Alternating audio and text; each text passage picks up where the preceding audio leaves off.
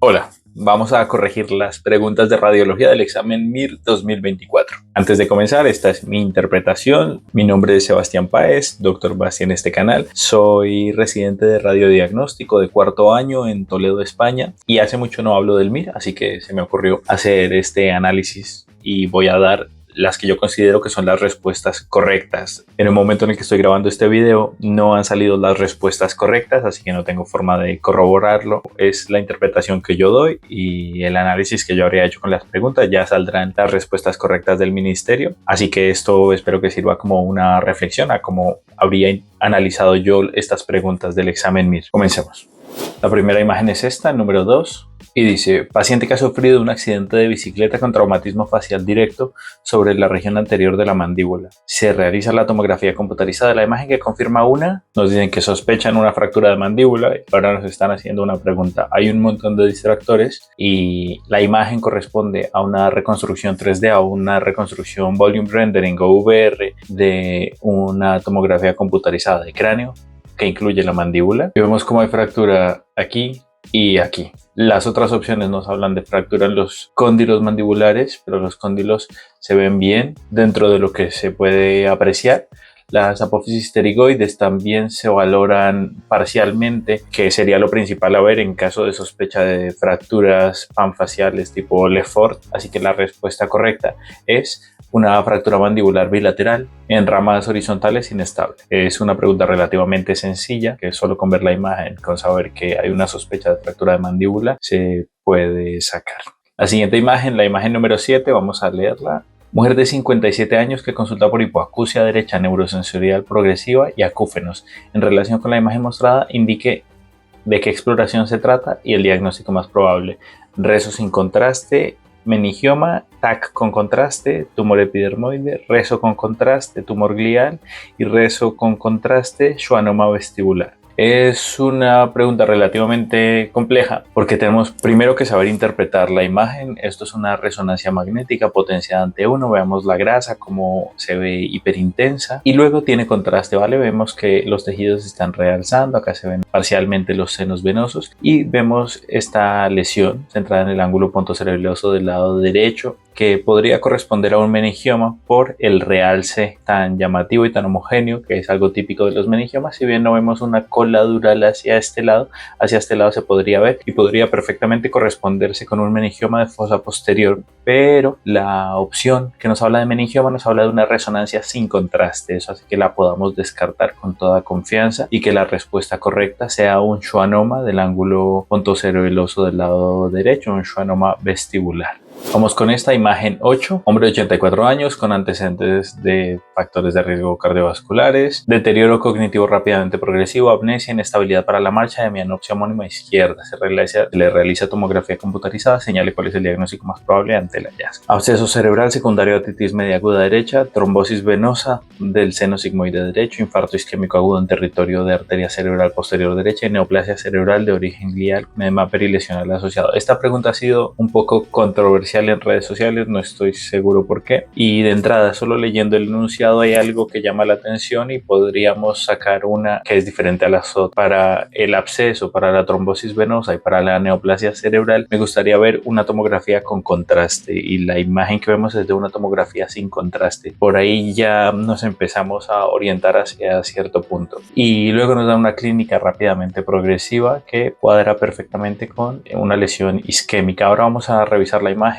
En la imagen vemos la hipodensidad muy clara, pero tenemos que saber a qué corresponde y hay algo muy importante. Veamos el lado contralateral en el que se ve una diferenciación. Se ven los surcos bastante bien delimitados, incluyendo este surco que se ve acá, muy importante, y estos surcos. Y luego la diferenciación córtico-subcortical se debe valorar más o menos pudiendo dibujar una línea entre la sustancia gris y la sustancia blanca. Y vemos que todo eso se mantiene en el lado izquierdo del paciente y acá tenemos una diferenciación adecuada. Acá se empiezan a obliterar estos surcos, ya no se delimitan igual que el lado contralateral donde se ven estos surcos profundos, sanos, sino que están obliterados, hay edema. De la misma manera aquí Aunque hay sustancia gris, no se ven los surcos de la mejor forma. Pero lo que sí tenemos que tener claro es que en toda la región medial no hay sustancia gris. Se ha perdido esa diferenciación de la sustancia blanca con la sustancia gris. Hay una pérdida de la diferenciación córtico-subcortical y es un territorio típico de un infarto de la arteria cerebral posterior. Y la respuesta correcta en esta es un infarto isquémico agudo en territorio de la arteria cerebral posterior derecha. La imagen 22 la he leído, no tengo ni idea, yo habría marcado la C, pero se la dejo a los compañeros de traumatología. Vamos con la imagen 9. Hombre de 72 años con diagnóstico de carcinoma de cavidad oral, intervenido hace 3 meses con resección completa, en tratamiento con quimioterapia, portador de gastrostomía endoscópica percutánea profiláctica, que acude a urgencias por dolor y distensión abdominal de 3 días de evolución, intolerancia oral y ausencia de deposiciones. Se realiza TCA abdominopélvica con el contraste intravenoso que se muestra en la imagen. ¿Cuál de los siguientes es el diagnóstico más probable? Esta pregunta es un poco compleja porque realmente hay que saber interpretar la imagen. En este caso es una obstrucción intestinal y nos piden que veamos cuál es la causa de esta obstrucción intestinal. Es compleja, pero es una pregunta que ya ha salido en el MIR, es una imagen que ya tenemos que conocer y que si tenemos la suerte de haberla repasado no la vamos a fallar. Y vemos una dilatación de asas de el colon bastante importante, probablemente de más de 6 centímetros, y vemos que en el colon descendente está esta zona presenta un engrosamiento mural concéntrico de un segmento corto del colon descendente que condiciona una estenosis y que se corresponde con el signo de la manzana mordida. Y es un signo típico que tenemos que conocer de tumores del intestino grueso. Era una pregunta difícil en cuanto a que teníamos que realmente interpretar la imagen. Compleja si no se está familiarizado con la imagen. Imagen 10. Hombre de 61 años que recibió un trasplante halogénico haploidéntico hace 20 meses por linfoma no Hodgkin T en respuesta completa, que consulta por síndrome febril desde hace 72 horas con tos y expectoración blanquecina y disnea progresiva a moderados esfuerzos. Refiere astenia desde hace 1 mes y medio. Se realiza la TC torácica que se muestra en la imagen. ¿Cuál de los siguientes es el diagnóstico más probable? Esta no estoy seguro de cuál es la respuesta, pero Mycobacterium tuberculosis creo que lo podemos descartar, no es lo típico. No nos cuadraría esta evolución de 72 horas. Nos quedan las otras 3. La Aspergillus tiene una presentación más típica, multilobar, pero no de esta forma. Vamos a ver la imagen. Lo que vemos en la imagen son estas opacidades bilaterales con atenuación en vidrio deslustrado de predominio periliar que en el contexto del paciente no me cuadrarían con una neumonía por estreptococo. Así que la opción más probable sería Pneumocystis jirovecii, que nos puede dar esta presentación, si bien no es la presentación de neumatoceles o la presentación más tardía en pacientes, por ejemplo, con SIDA. Es una presentación que se puede dar en pacientes inmunocomprometidos. La imagen 11 es una pregunta bastante sencilla. Nos habla de un dolor centrotorácico desgarrador de 30 minutos, típico de un síndrome aórtico agudo. Y nos preguntan cuál es el diagnóstico. Ni siquiera nos preguntan qué tipo de disección es, sino que nos dan solo disección en una de las opciones. Esta pregunta creo que es bastante sencilla y es fácil acertarla. Vamos a ver la imagen. Vemos en la imagen, esta de acá es la luz verdadera, esta más grande es la luz falsa que presenta algunos trombos incluso acá en su porción posterior, y vemos como la luz verdadera está colapsándose parcialmente por esta luz falsa, que es lo que suele ocurrir con las disecciones aórticas. Es una pregunta bastante sencilla y que creo que la mayoría de los opositores, o todos, probablemente acierten. Vale, vamos con la imagen 19. Hombre de 57 años que refiere que hace 7 días, importante, comenzó de forma súbita con dolor en flanco izquierdo, con irradiación anterior, náuseas y vómitos, que ha acudido 4 veces a urgencias por este motivo. Hoy acude nuevamente ya que el dolor no se controla con la analgesia pautada, se objetiva tensión arterial media de 63, temperatura de 38,5, obnubilación. Hasta ahí ya tenemos un paciente en mal estado general que ha consultado varias veces a la urgencia y que lleva 7 días con este dolor hipocólico. Ahí yo ya me saltaría directamente a la pregunta y nos dice cuál es la actitud más adecuada. Podemos ver un poco más de la analítica. La creatinina se está elevando, lo que nos indica que ya está haciendo falla renal, y luego tiene piuria y hematuria. Y nos dan estas 4 opciones. Vamos a ver la imagen. En la imagen vemos 2 siluetas renales, que es en lo que nos tenemos que central. Vemos que el riñón izquierdo tiene algunas imágenes que podrían corresponderse con litiasis en el grupo calicial inferior, que probablemente no están dando problema, pero luego tiene esta litiasis sobre la silueta del psoas izquierdo, que probablemente se corresponde con una litiasis en el uréter medio, que esté condicionando obstrucción y dilatación. Se realiza la ecografía y se ve que hay una dilatación de los cálices y de la pelvis renal bastante significativa, y este es un paciente que ya ha consultado bastantes veces, que ya no ha cedido a la analgesia, a los líquidos, que está en mal estado general y que probablemente lo que necesite de forma primordial es derivar la vía urinaria, ¿vale? Así que nos vamos a decantar por la opción que nos deje derivar la vía urinaria, y solo hay una que nos permite eso, y yo creo que la opción correcta es la 2, ¿vale? Que es la que nos permite derivación urgente de la vía urinaria.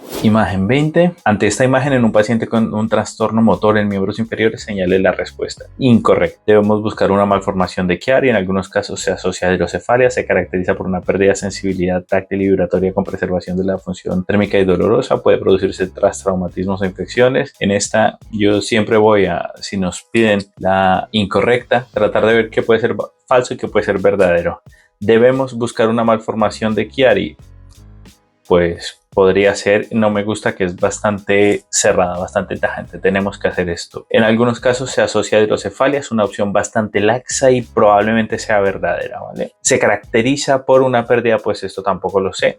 Y luego puede producirse tras traumatismos o infecciones. Puede, pues de poder, todo se puede, así que esta tiene probabilidad de ser verdadera, ¿vale? Nos quedan las otras dos opciones. Vamos a ver la imagen, y en la imagen lo que nos tiene que llamar la atención es esta imagen hiperintensa centrada en el canal medular, que se corresponde con una siringomielia, ¿vale? Una dilatación del canal central. Eso está lleno de líquido cefalorraquídeo y probablemente se pueda relacionar con hidrocefalia, como dicen las otras opciones. Y algo importante es que si nos fijamos por acá estaría el foramen magno, y cualquier descenso de las amígdalas cerebelosas a partir de este punto se considera herniación de las amígdalas cerebelosas, y en este caso se trata de un Chiari tipo 1, ¿vale? Porque hay un descenso bastante significativo, y si vemos que ya tiene este descenso significativo de las amígdalas cerebelosas, no me parece descabellado que debamos buscar una malformación de Chiari, ¿vale? Así que la respuesta incorrecta es la 3, se caracteriza por una pérdida de sensibilidad táctil y vibratoria con preservación de la sensación térmica y dolorosa. Se podría sacar con un poco de técnica de examen e interpretación de la imagen, pero es una pregunta que puede ser bastante difícil. Vamos con esta. Pregunta 15. Mujer de 63 años con antecedentes múltiples, factores de riesgo cardiovasculares y cirugías abdominales. Acude a urgencias por dolor abdominal difuso de reciente aparición, distensión abdominal, vómitos, estreñimiento, analítica sanguínea con leucocitosis, desviación a la izquierda sin alteraciones hidroelectrolíticas. Se realiza TAC y nos piden cuál es el diagnóstico. Aunque no tengamos muy claro la interpretación de las pruebas de imagen, vemos que hay un defecto en la pared abdominal anterior en un paciente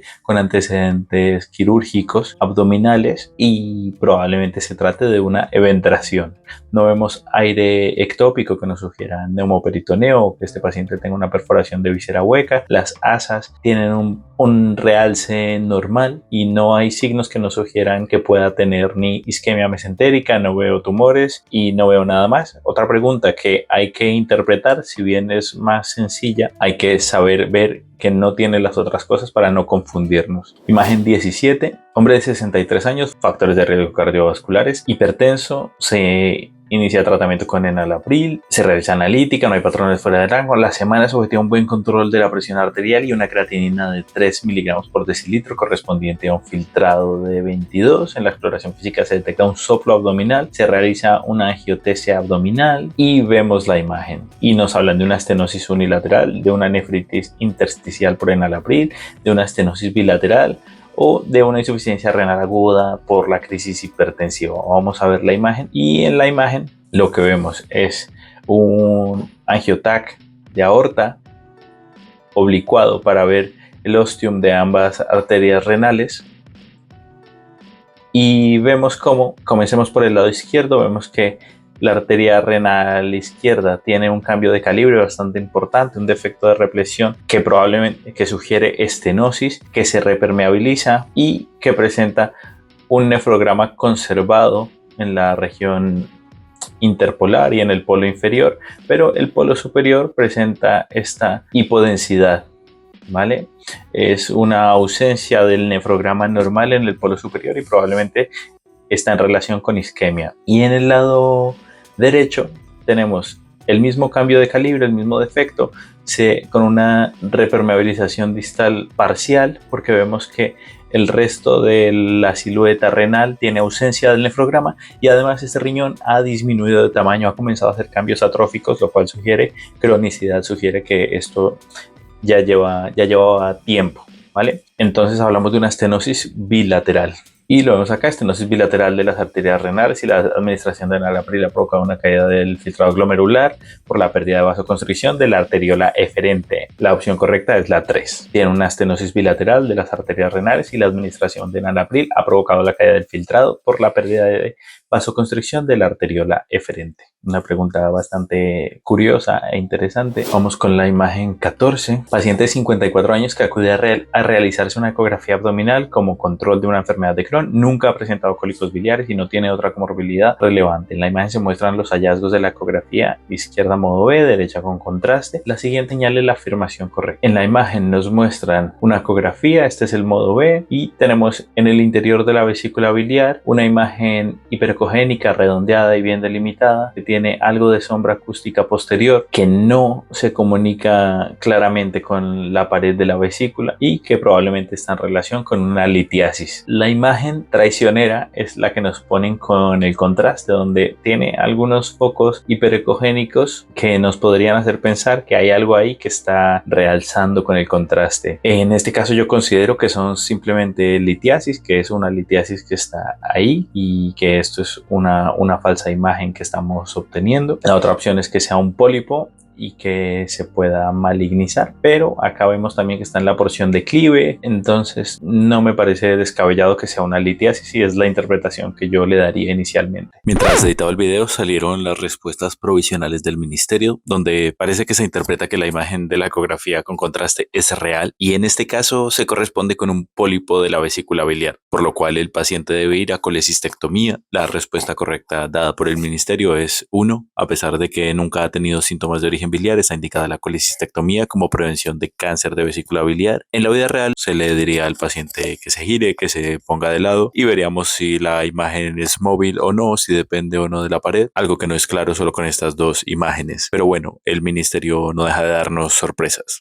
Y tenemos la imagen 21, creo que es la última. Y la pregunta 21 dice: un paciente de 27 años, tras sufrir una caída de un caballo, presenta un traumatismo en el miembro inferior izquierdo con una actitud del mismo en flexión, aducción y rotación interna.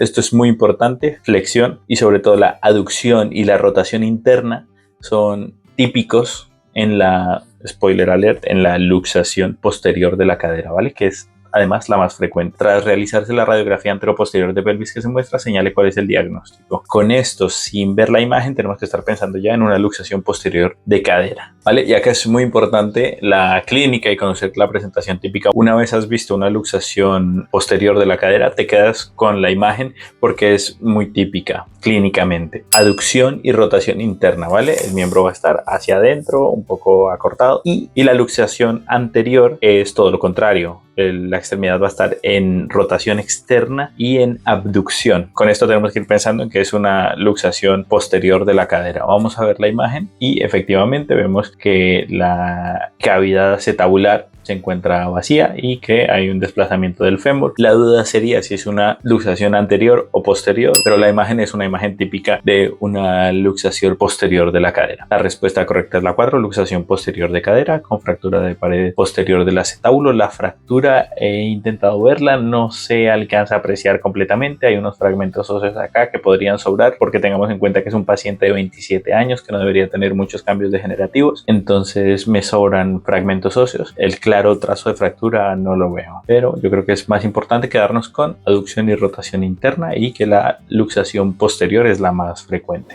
Bien, esas fueron todas las preguntas del examen MIR. Espero que la reflexión de las preguntas de radiología haya sido interesante. Si has visto hasta acá, déjame un comentario con la que crees que fue la pregunta más difícil de radiología de este año. Si presentaste el MIR este año, mucho ánimo, ya ha pasado lo peor, ahora solo nos queda esperar. Intenta despejar la mente, desconectar y tratar de buscar en qué pasar el tiempo mientras salen las listas y mientras van saliendo todos los resultados, porque es lo que a veces puede agobiar. Una vez salgan las listas ya habrá tiempo para pensar en qué vas a hacer y en tomar todas las decisiones. Si estás dudando en qué especialidad hacer, siempre recomiendo que preguntes sobre radiología, porque es una especialidad muy completa, muy bonita. Así que eso es todo por ahora.